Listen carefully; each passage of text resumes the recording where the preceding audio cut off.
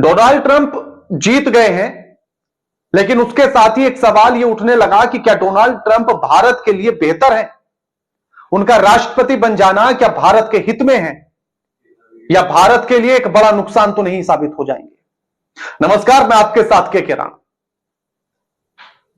आज इसी मुद्दे पर हम बातचीत करेंगे कि आखिर ट्रंप कहां भारत के लिए बेहतर है और कहां भारत के लिए बेहतर नहीं है।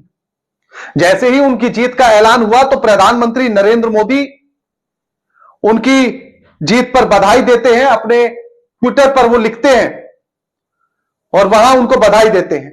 साथ ही कुछ फोटो भी अपनी शेयर करते हैं वो, और फोटो शेयर करते हुए उनकी जो दोस्ती है ट्रंप और मोदी जी की, उस दोस्ती को अपने ट्विटर हैंडल पर, एक्स पर वो दर्शाते हैं कि दोस्ती कितनी गहरी है। गले लगने के फोटो हैं, हाथ मिलाने के फोटो हैं, साथ में बैठकर बात करते हुए हंसने के फोटो हैं। और उस पर नरेंद्र मोदी लिखते हैं कि मेरे मित्र डोनाल्ड ट्रंप को ऐतिहासिक चुनावी जीत पर हार्दिक बधाई। अपने पिछले कार्यकाल की सफलताओं को आगे बढ़ाते हुए भारत व्यापक, वैश्विक और रणनीतिक साझेदारी को और मजबूत करने के लिए हमारे सहयोग को नवीनीकृत करने के लिए आगे बढ़े। साथ मिलकर हम चलेंगे और साथ मिलकर इन सारे कामों को करेंगे।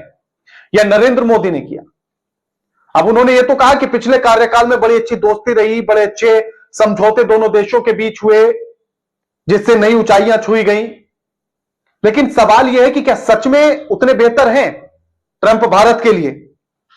तो उसके लिए हमें कुछ मुद्दों पर और कुछ पॉइंटों पर बात करने की जरूरत है, जिससे यह पता लग सके कि आखिर कितने बेहतर हैं ट्रंप सच में भारत के लिए।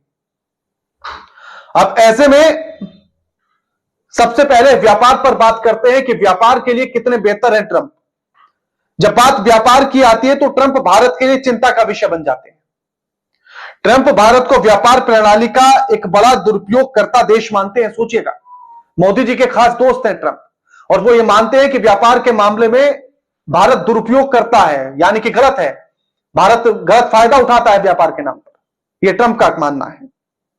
उन्हें अमेरिकी आयातों पर उच्च भारतीय टैरिफ पसंद नहीं है, जो अमेरिकी व्यापार को नुकसान पहुंचाता है।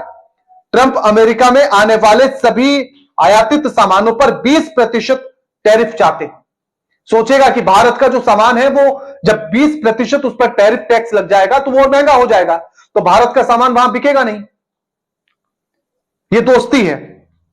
कुछ अर्थशास्त्रियों का अनुमान है कि ट्रंप के टैरिफ लागू होते ही 2028 तक भारत की जीडीपी 0.1% तक कम हो सकती है।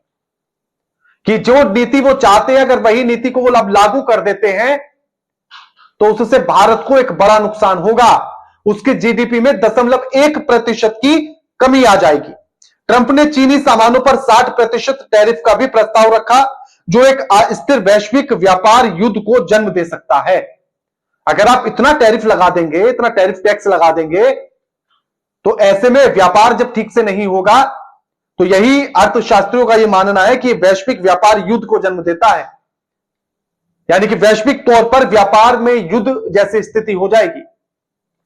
उसके बाद जो दूसरा पॉइंट है, वीजा को लेकर एक बड़ी समस्या थी। उनके पिछले कार्यकाल में भी इसको लेकर एक बड़ा विवाद रहा। वीजा नीतियां उनकी बड़ी अजीब थी। लाखों भारतीय हैं जो अमेरिका में जाकर वर्किंग वीजा पर काम करते हैं, लेकिन नीतियां ऐसी हैं जिसकी वजह से एक विवाद खड़ा हो गया था। इसमें दिया गया कि लाखों भारतीय जो है वीजा पर रहते हैं और अमेरिका में आव्राजन प्रणाली में समस्याएं हैं। अमेरिका में H-1B जो वीजा है वो वर्किंग वीजा की कैटेगरी में आता है, और यह प्राप्त करना, यानी कि कार्य वीजा प्राप्त करना कठिन है। अक्सर बहुत कठोर नियमों को पूरा करने के बाद ही यह मिलता है, और कई बार तो पूरा करने के बाद भी नहीं मिलता है। इसके साथ ही बड़ी संख्या में भारतीय ग्रीन कार्ड जो उन्हें PR दर्जा देता है, उसके इंतजार में फंसे रह जाते हैं। ऐसे में ट्रंप भारतीय प्रवासियों के लिए एक समस्या बन सकते हैं। राष्ट्रपति के रूप में उन्होंने पिछले कार्यकाल के दौरान विदेशी श्रमिकों के लिए H-1B वर्किंग वीजा तक पहुंच को प्रतिबंधित कर दिया था, जिसका जिक्र मैं कर रहा था कि पिछले कार्यकाल में उन्होंने जो है वर्किंग वीजा देना बंद कर दिया था, उस पर प्रतिबंध लगा दिया था। वास्तव में H-1B को अमेरिका समृद्धि की चोरी कहा गया। ट्रंप ने कहा कि अगर हम किसी दूसरे देश के नागरिक को, भारतीयों को अगर वर्किंग वीजा देंगे तो ऐसे में अमेरिका की समृद्धि की हम चोरी करेंगे, अमेरिका बेहतर नहीं हो पाएगा। अब ये सोच देखिए मोदी जी के दोस्त की। ट्रंप ने अब अपना रुख कुछ हद तक बदल लिया है और आव्राजन को आसान बनाने के बारे में अधिक बोलते हैं। अब ये देखना होगा कि कितना वो इस नीतियों पर काम करते हैं, क्या उन्हें आसान करेंगे या पहले जैसा ही रखेंगे, ये एक बड़ा सवाल है। अब विदेश नीति ट्रंप की बेहतर मानी जा सकती है, क्योंकि ट्रंप, कमला हैरिस भी यही चाहती थी और ट्रंप भी यही चाहते हैं कि भारत के साथ उनके संबंध अच्छे रहें। इस पर वो ज्यादा जोर देते हैं। बाइडेन हैरिस प्रशासन ने भी इसके विस्तार को जारी रखा। चीन जैसे अहम मुद्दों पर हैरिस और ट्रंप दोनों ही भारत के साथ काम करने को लेकर खुश हैं, लेकिन कुछ लोगों का यह मानना है कि रूस और यूक्रेन युद्ध पर ट्रंप की नीतियां बेहतर साबित होंगी। ट्रंप युद्ध को जल्दी खत्म करना चाहते हैं और भारत भी यही कहता है कि भैया युद्ध खत्म करो, शांति से ही रास्ता निकाला जा सकता है, युद्ध से नहीं निकाला जा सकता है। तो ऐसे में मॉस्को के साथ करीबी संबंधों के लिए भारत पर कम दबाव पड़ेगा। अब अगर वो भारत के साथ अच्छे संबंध तो चाहते हैं, लेकिन उसके लिए तमाम नीतियों पर काम करना पड़ेगा, चाहे वो व्यापार के तौर पर हो या वीजा के तौर पर हो। अगर ये नीतियां बेहतर नहीं होंगी तो भारत से संबंध अच्छे नहीं हो सकते हैं, भले से मोदी जी के खास दोस्त क्यों ना हो। अब ट्रंप परेशान कैसे कर सकते हैं, यह बड़ा सवाल है।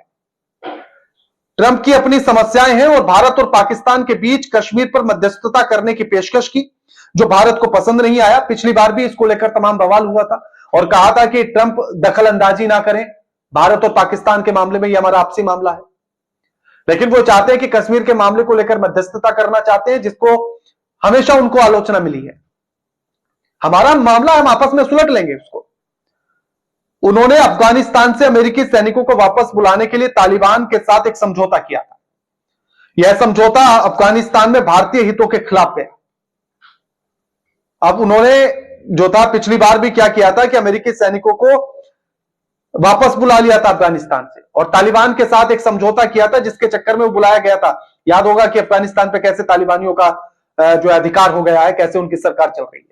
तब अमेरिका के सैनिकों को उन्होंने वापस बुलाया और इसके चक्कर में तमाम भारतीयों को वहां नुकसान उठाना पड़ा।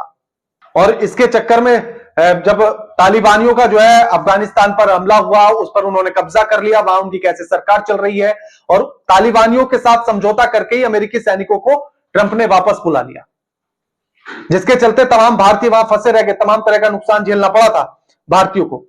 अब ट्रंप अमेरिकी सहयोगियों जापान और दक्षिण कोरिया सहित के साथ लड़ने की भी आदत है।